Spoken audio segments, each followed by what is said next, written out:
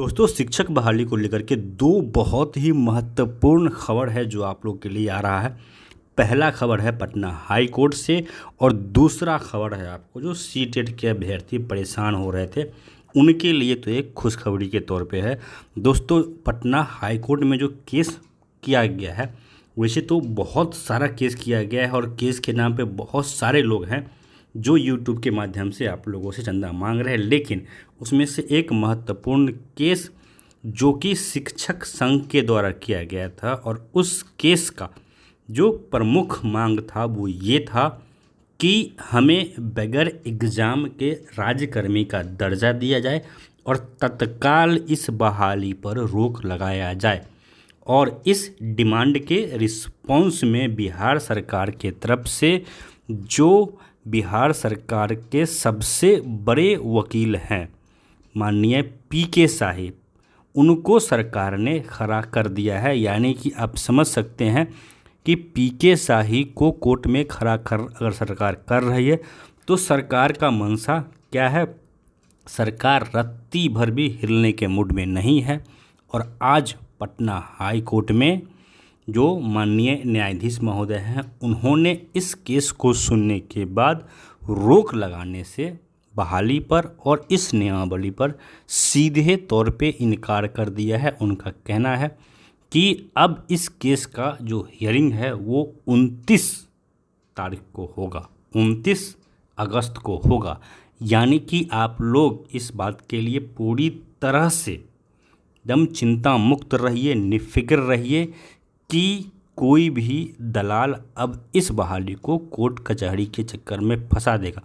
दोस्तों, मैं दलाल शब्द का प्रयोग इसलिए कर रहा हूं क्योंकि जितने भी पढ़ने वाले अभ्यर्थी हैं और जो जेन्युइनली सिर्फ अभ्यर्थी हैं, उन्हें ना तो यूट्यूबर बनना है और ना ही नेता बनना है। वो इस बात को अच्छे से समझते हैं कि अगर कोर्ट ने इस बहाली पे रोक लगाया, इसका मतलब है कि ये बहाली कभी नहीं होगी। और जो लोग सिर्फ टीचर बनना चाहते हैं उनका सिर्फ और सिर्फ इतना ही इच्छा है कि कैसे भी करके बीपीएससी से एग्ज़ाम ले लो, यूपीएससी से एग्ज़ाम ले लो, हमारा भैया तुम बहाली करवा दो, क्योंकि हमें सिर्फ और सिर्फ जॉब से मतलब है, नेतागिरी नहीं करनी है, यूट्यूबरी भी हमें नहीं करनी है। तो ऐसे लोगों के लिए राहत भरी खबर है। और दोस्तों, जितने भी ये दलाल आपसे पैसा मांग रहे हैं, किसी को आप लोग एक चौनी भी अगर देते हैं तो मैंने कल भी कहा था और आज फिर कर रहा हूँ कि अपना गला आप खुद काटिएगा। दूसरा देखिए, खुशखबरी कह लीजिए, ये जो सीटेट के अभ्यर्थी हैं उनके लिए ये जो पत्र है दोस्तों, आज नहीं बल्कि 17 तारीख को ही यह पत्र जारी कर दिया गया था और पता नहीं क्यों इसको इतना रोक के रखा गया, पब्लिक नहीं होने दिया गया। और इसमें जो प्रमुख मांग थी सीटेट के अभ्यर्थियों का जो 1 to 5 के लिए पात्र हैं कि बिहार सरकार जो 60% देती है जनरल लोगों को क्वालिफाइंग मार्क्स, और जिनको रिजर्वेशन मिला हुआ SC ST OBC महिला या फिर जो दिव्यांग हैं, तो दिव्यांग के लिए 50% और जो SC ST OBC हैं और महिला हैं इनके लिए 55% और जनरल के लिए 60%। और सॉरी, मैंने उल्टा कह दिया, जो लोग निःशक्त हैं यानी कि इस कैटेगरी से आते हैं, SC ST से आते हैं, डिजेबल से आते हैं, उनके लिए 50%।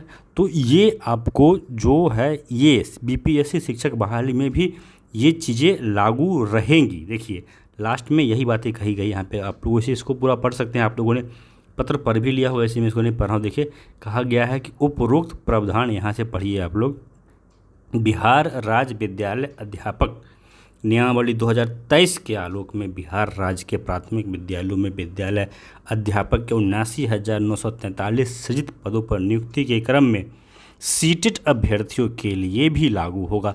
यानी कि जो प्रावधान पहले से लागू था और आप लोग जो परेशान थे कि अब क्या होगा, तो वो प्रावधान अब भी लागू है। देखिए, इन्हीं चीज़ों को देख करके ये लगता है कि सरकार का मंशा क्या है। सरकार का मंशा सीधे तौर पे है कि जल्द से जल्द हम एग्ज़ाम लेकर के और बहाली करा दें ताकि कोर्ट कचहरी के जंगल से हम लोग निकल जाए।